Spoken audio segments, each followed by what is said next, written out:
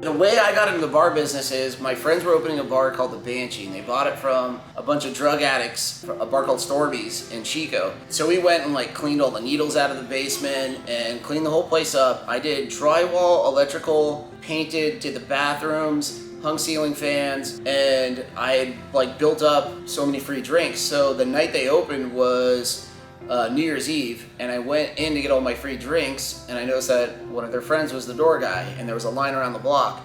Went in, and they're like, "Can you pour a Guinness?" I was like, "Yeah." And they're like, "Can you make like a vodka soda?" And I was like, "Yeah." And they're like, "Great, you're working." So I started bartending. I blacked out like around 12:30 in the morning, woke up in a pink pop-collared shirt that wasn't mine, had blood on it, and I had like $300 in my pocket. I was like, I want to bartend forever. Went in the next day, and they were like, "Hey, do you want a job?" I said, "Sure." So I quit my job. Gave the guy 2 weeks.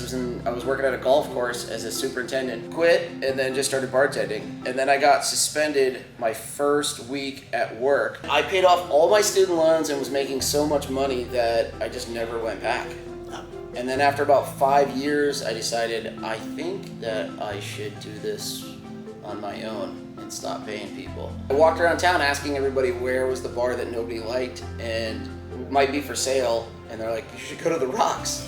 And the owners were sweethearts. They're nice people. They just were over it, didn't want to run a bar anymore. The place was like a disaster, and it just wasn't getting run properly. And so I offered them, I lowballed them, and they took it. We bought the place and had no idea what we were going to do, and then just started tearing it out and built it up, and then it turned into this. We've been open 7 years in August. We bought it April 22nd, 2014 when it was the Rocks. And then opened up for one day during Butter and Eggs, got in trouble, and closed. We didn't even have the name officially like paid for through the state. You gotta do your fictitious naming license thing. Oh, fuck. Didn't even have that done. So we spent more to stock the shelves than we made. So we lost money. We're like, we're gonna do such a good job here. You're gonna fucking kill it. We're already 12 grand in the hole after one day. And then we got open August 14th on a Thursday, and we had just finished the beer lines that day. The guys left, never turned the system on. We turned the system on and everything started leaking. Oh. And they took our toolbox. So me and Bob, who is over at Hen House now, he writes all of their like tasting notes and runs their tap rooms. He and me took a stapler remover and pulled off all the crappy seals, bought a screwdriver and a bunch of clamps and reclamped the entire bar. Our hands were like covered in blood. We were like mopping up blood and cleaning it all up, wiping everything and sanitizing it down, dried everything, stocked the shelves, put on rubber gloves, and then bartended like that night from like 4 o'clock, 5 o'clock until like 10:30, 11. And then the next day we had like 1,000 people in here and we were like, we weren't ready. That's a problem. Yeah, we wore like bow ties and like suits and like suspenders, and we looked all handsome, and we were like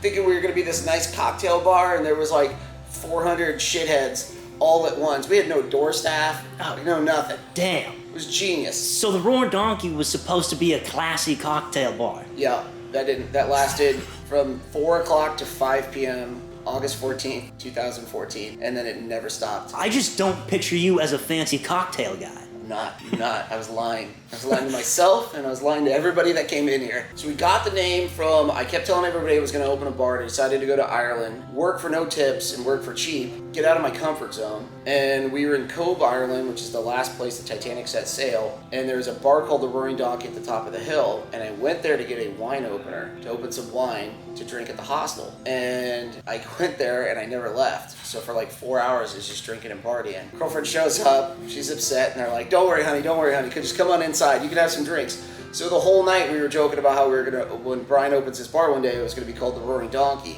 Kind of like poking fun at her, making fun of me. And we kept telling people that as a joke. That was like the running joke, and the name just stuck. Yeah, we had a lot of bad names. Our number 2 on the list was Busted Moon. And I don't remember why we were gonna call it that. It was 22 Southside West in Tacoma, Washington. And I went there and I modeled our back bar after that, and then that changed everything that we wanted to do. We realized we were gonna be more of a high octane, like crowded, crazy, lunatic bar with, a nice side room for music and, nice staff and maybe some nice cocktails. And then the mule board came about because we had all this leftover booze and we started making mules with it, while we were working, and then I was like, why don't we're already the donkey, why not just have a board for like donkey drinks? And we started making the mule board, and that took off.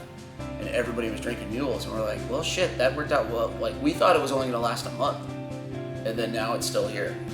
And if we don't change the mules like every like 2 or 3 weeks, people get angry because they want to try something new all the time. And if you take some of the ones that have been here since the original opening, they get mad if those disappear. So it's a winning concept that no one's ever pleased with. Oh, I'm Brian. I'm one of the owners. I'm the better looking owner. It's just fun. It's just fun all the time. It's not too expensive. We don't have carpets that smell like pee yet, and all brand new toilets. What more can you ask for?